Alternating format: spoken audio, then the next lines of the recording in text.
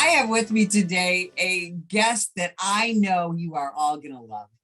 Gwen Grimes has a fantastic background in law enforcement.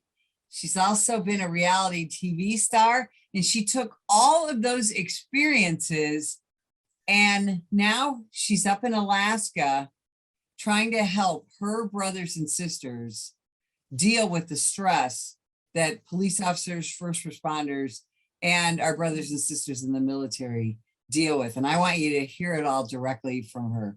Gwen Grimes, welcome to the show. Morning. How you doing, Betsy? Good. I'm so glad to be able to talk to you. Now, first of all, tell everybody where you're at. Well, right now we are up here in Alaska. It's about 10 degrees and we got 10 inches of snow last night. So we're tucked in for winter. And Alaska is a very unique place. Last month or last week, actually, we were at 40 below. So now we're in a heat wave at 10 above, t-shirt weather. Today's cutting firewood day. I love Alaska so much. I try to get there at least once a year, but never in February. So Gwen, you have, first of all, let's talk about your police career just for a second. Give everybody your background. All right. So, well, I started in law enforcement. I worked up on the North Slope Borough, which is the largest borough in the United States. And we had about 23 officers that covered almost 90,000 square miles. And we would go out as solo officers out to a village and we'd do a 2-week on, 2-week off rotation. And so I learned very early on as a very young cop how to handle lots of situations completely solo with no backup coming. Nobody's coming to bail you out. So you got to be able to think on your feet.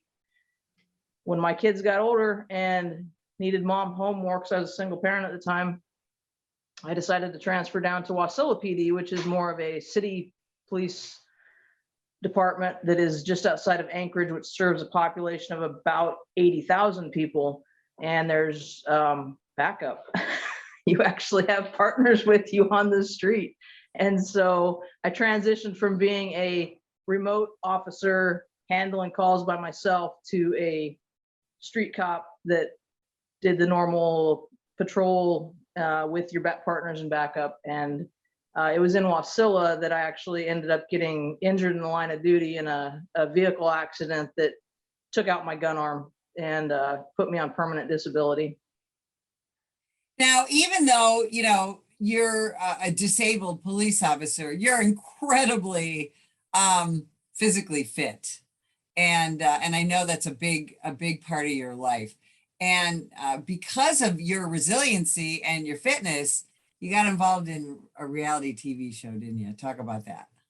I did actually. So it was kind of funny because I ended up having some serious, when I had gotten hurt, I got told, I went through about a year of physical therapy to try to rehab, to try to get back to being, and the whole time I was doing that rehab, I thought, I'm going to be back on the street. I was totally mentally motivated and ready to be back out there. And I was doing everything to get myself back in shape, to be back out on the street. And then I got that devastating blow when the doctor said, you are done. Your career is over. You will never again go out. That destroyed me. I was not prepared for that. And I also at the time didn't know that there was help that was available for officers that had been injured. So I felt like I got kicked to the curb and there was nothing. And so being on workers' comp, not having the financial income coming in for that year, I ended up losing my house. I ended up, you know, it was just, I almost lost everything. I had my kids and my boyfriend at the time. And I said, you know what? I know how to homestead. I've been doing this my whole life. So let's go pop smoke and move out into the middle of the wilderness. And we're going to come out here and I'm going to get away from all these sirens. I'm going to get away from the desire to go out and keep helping when I hear these sirens. So we moved all the way out to Eagle, which is on the Yukon, 120 miles south of the Arctic Circle.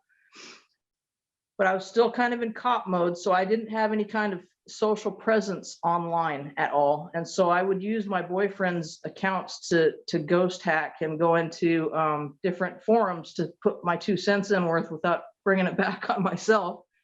And so I was in a medical survivalists forum, and I was posting things about how to handle things medically. And this member from the casting company for Naked and Afraid contacted my ghost persona online and said, hey, would you be interested in being on this show? I'm thinking, oh, yeah, well, this is probably a scam, right? So I said, I went into cop mode, and I was like, well, you can call me on my landline. I'll head back up to my house because we don't have internet at our house, and call me there and we'll chat. So we went back. Sure enough, she calls, we chat. So they bought us plane tickets. We flew down to LA. We did the casting procedure for Naked and Afraid. 3 months later, they called me up and said, hey, do you want to go to Mexico? I said, sure, why not? I didn't even know what the show was. I really didn't have a clue. All I knew was you had to be naked in the wilderness and go try to survive. So I thought, you know, I've spent this entire last year since I retired, I've spent up here in the wilderness, and I've been in my head a lot, and I was trying to help myself get better. And I thought, what better platform than to put myself into an extreme challenge situation and see if I can mentally, spiritually, and physically handle being placed in something like this. So I went out on that 21-day challenge to prove to myself and to others that I wasn't going to let this new disability that I sustained define the rest of my life. And that was the mindset that I went out there with when I went out, and it changed my world, because once that show aired, Nate and I had set up our retreat in the interim while it was getting ready to air. And when that show aired, we had such a reach out from people, because they actually touched a little bit on it, on my injury, and said that I'd been injured in the line of duty, and that I was out here trying to prove myself in this challenge, that kind of thing. We had a lot of people reach out to us. And so that was our kickoff for Wildwoods Wilderness Retreat, was being able to have that national blast, and then people coming in. And it's been up and down since, with COVID hitting and everything. It definitely slowed us down this last year, but we're still hanging in there. We don't give up. We're never surrender. You know how that goes. So I have to ask you, because everyone wants to know, is that stuff real that you see on shows like yours? Absolutely. Oh my gosh. It is. What I tell everybody is I relate it to, if you could imagine yourself being in a Smithsonian exhibit, caveman exhibit, and you have people milling around you with cameras flashing, and they're all talking to each other, and you can't talk to them, and it's just the two of you doing all your stuff. That is what it's like. You can't interact with the camera crews. They don't help you at all. You have to go find all your food. You do everything by yourself. It's an incredible, amazing adventure, and it is probably one of the most stressful and challenging on the planet, because they literally take everything from you and then throw you to the wolves. Literally.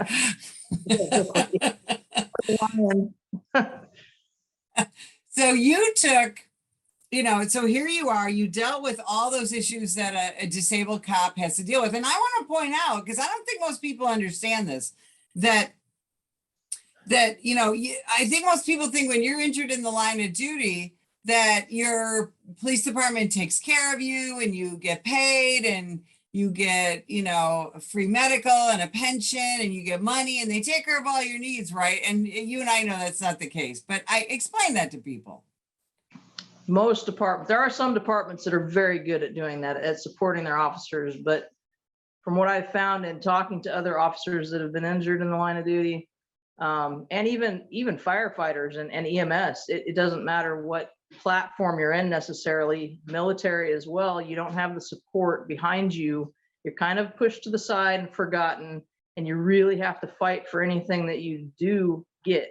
And it's really frustrating, because you're already at that critical moment where you're like, why am I here? What is my purpose at this point? And why am I having to fight when I just spent however many years you just spent doing what you did to protect others and help them, and now you're the one needing help and nobody's there to help you. And it's a very empty feeling, like what have I just wasted my entire life for at this point, And so you go into some dark places, and you have to be able to reach out and find help to be able to get out of that and find a new purpose in life. And I think it's super important that focusing on finding a new direction. And if your direction is to help others, there are so many different platforms out there that you can hop in on. It doesn't have to be just one. You can get involved in multiples, but the bottom line is there is help out there that's available. You're just going to have to search for it. Don't depend on your department to be showing up at your door, because they're not gonna. So you took all of that and you channeled that into Wildwoods, and it's just such an extraordinary concept to help police officers, other first responders, and military personnel kind of gain or regain that same resiliency that you demonstrate. Talk about some of the things that you guys do. So Wildwoods Wilderness Retreat, we are remote, super remote. We don't have internet or cell phone service out there. And so one of the things that we offer to people, it's not really an offer, it's more of a, this is what's going to happen, so be ready for it. They get out to where we're at and they go through a digital detox. That digital detox actually does a mental reset for people, because you're already in a negative headspace with all the stuff going on. If you're at that point that you need that intervention, you're already in a negative headspace. And now if you have all of this social media and news and all this stuff blasting you all the time, it doesn't allow you to get outside of that and recenter and refocus. And so that's our big push up in the wilderness, is regroup, recenter, refocus. And then when you get to that point and you don't have the digital distractions, after about 2 to 3 days for most people, they have that aha moment, like, oh my gosh, why was I so angry? Like, I don't need this stuff in my life. And then they can then we can get down to the nuts and bolts, and we can start working on, what the whys, what ifs, the hows. How do you do all this? How do you navigate this? And the beauty of Wildwoods is that the people that come out to that retreat are like-minded people. They're other cops, they're other firefighters, they're other military personnel.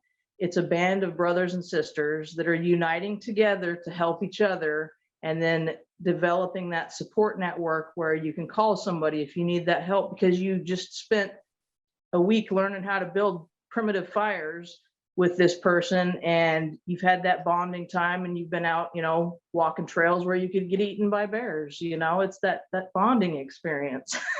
So it's unique. It's definitely a unique environment that we bring you into.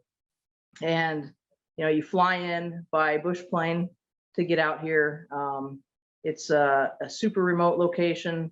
If you've ever seen the show Life Below Zero on National Geographic Channel, one of the cast members, Andy Bassett, lives 12 miles downriver from us. So that gives you a geographic location of how remote in Alaska we are. And this summer, 2022 coming up, we're going to be bringing, we have 5 veterans and first responders that are coming out to do a fly-in project, remote cabin build. These are injured officers, military, those type of people that have said, I need 4 months in the wilderness to reset myself. What do you got for me? So all we're doing is asking them to get their plane tickets and bring their camping gear, and we're going to set you up, and we're going to go out there and we're going to build cabins to expand Wildwoods into a new location. So we'll have 2 locations in Alaska. One will be a fly-in lake property, one will be a fly-in river property, and we'll bounce between the two of them once that other one's built. So we're expanding, and if anybody wants a 4-month adventure, contact us. That would be extraordinary. And I think one of the things I really like about what you guys do is the fact that it's not just sitting in a room talking to a therapist or whatever. It's a lot of it's very physical, isn't it? It's physical. You're doing a lot of you're just getting back to knowing who your true self, your body and what it's capable of. And it's wilderness therapy 101 is what we call it. Well, and I think that, and you and I talked about this at a conference we were at together, that digital detox that you talk about, I've given that a lot of thought. It seems very frightening in a lot of ways. We are all so attached to our smartphones and our tablets and our laptops and our televisions and our streaming services. I think it seems unthinkable to a lot of people. I'm kind of one of those. But you've seen some extraordinary successes with that, haven't you? Absolutely. Absolutely. We had one guy come up that had not been, he was so angry and he was not able to sleep for more than 3 or 4 hours a day. He'd get up and he'd just pace around, and he told us, I'm super just irritated at the world. And so my first thought was, we'll see what happens in 3 days with your digital detox here. So he got up in the morning. He's like, I need to turn on the news. I'm like, we don't have TV. Sorry, buddy. And he's like, wait, what? He said, where can I go get internet? You can't. Your phones don't work here. There's a landline here if you'd like to call your friends. You can call them on the landline, but that's it. That's our only outside source of communication. And so he kind of had that, whoa, what did I get myself into? Well, sure enough, day 3 happens, and he woke up and he said, oh my gosh, this is absolutely incredible. I am no longer angry. My entire view of life has changed. I want to get out and I want to go hike the trails, and I'm seeing beauty in the morning when I wake up, and I can enjoy watching a sunrise. And his whole mental attitude did this shift. And when he left that retreat session that he was in, he contacted me a few months later and he said, you know what? I still don't watch the news because I found out it was just toxic for me. And so that was enough to change his perspective on life, to set a new trajectory for him where he wasn't angry at the world every day that he woke up, which was cool in and of itself. And they don't have to be life-altering shifts. They just have to be tiny things, little adjustments here and there that help you deal with life a little bit better after injury. You know, it's just that finding those tweaks to make your life just a little bit better, because it's sucky when you have to go through this stuff. It's just right. And our injuries can be mental or physical, right? Exactly. They don't have to be physical injuries. They could be, you know, emotional, mental, physical, any of those things. Everybody's different. Everybody has their own ways that they deal with things. And that's where it helps having other people there that are like-minded, and you can just all sit and talk. It's just relaxing. It's nice. And it's a safe environment that you don't feel like, I can't talk to these people because they're civilians, or I can't talk to these people because they've never worked on the street before, or any of that. It just gives that group unity more credence when they can talk amongst each other, and then have the outdoor adventures and have the natural healing of nature touch all of them. It's really cool to watch. Awesome. Gwen, when we talk about doing these types of retreats, the other really important thing is peer support, right? Is you're not doing this alone. Absolutely. Peer support has been a critical in our retreat. We have to be able to talk to other people and give them that tool to be able to use when they leave. You don't want to be feeling like you're alone. That's the last thing you want. That's where you go dark and you get into some really bad places, and that's where we end up losing people. We don't want that to happen. So peer support is huge. And you handle you kind of have 2 arms of service that you provide. You've got the police officer, firefighter, first responder arm of things. And then you have kind of a separate military arm of things, right, that your husband handles? Yes. So my husband he's retired military. So he handles the military side of things. So if we have veterans that come up, veterans and cops get along very well together. And so we have done mixed groups before, but we always ask if somebody's coming up specifically, are you okay with being in a mixed group of law enforcement and military, or do you want just military or just law enforcement? And we try to cater our retreat to those individuals' needs. Doesn't always happen, but we try our best to be able to accommodate that. And we do have, my husband's on the military side. If they need to talk to him, then they can sit there and have a one-on-one with him. And if it's law enforcement, they can have a one-on-one with me. So I got to ask you two things about how people can find you. First of all, what episode, what season can people see you on Naked and Afraid? So I did a 21-day challenge in Mexico. That was season 10, episode 6, called Baked Alaskan. And then I did the 40-day challenge in South Africa. And that was season 6 XL, which is an entire season of, I think there's 11 or 12 episodes in that one. So season 6 of XL, that's Valley of the Banished. And then the 21-day Baked Alaskan, season 10, episode 6. And where can people find out more about Wildwoods and spell it for us? Yes, Wildwoods has a unique spelling, so you have to pay attention here. It's WYLDWOODZ adventures.com. Well, thank you so much for spending time with us. We so appreciate everything that you and Nate do for our law enforcement, first responder, and our military. And if you would like more information about the National Police Association, visit us at nationalpolice.org. Ma'am, put the gun down! Put the gun down! Last year, law enforcement officers were involved in hundreds of thousands of use of force incidents. A use of force incident is when an officer must use nonverbal tactics to gain control of a dangerous situation. Put the knife on the ground. In many cases, officers have no choice but to use force when a suspect doesn't comply with a lawful order. Use of force is always ugly. No one likes it, especially police officers. Together, we can help de-escalate these dangerous encounters. Help police officers by complying with their lawful orders. Don't attack, attempt to disarm, or flee from an officer. Use of force is an officer's last option. Most incidents can be avoided by not resisting arrest. If you feel you've been wrongfully detained by a police officer, then seek a legal solution after the encounter has been resolved. Let's keep everyone safe. Comply now and complain later.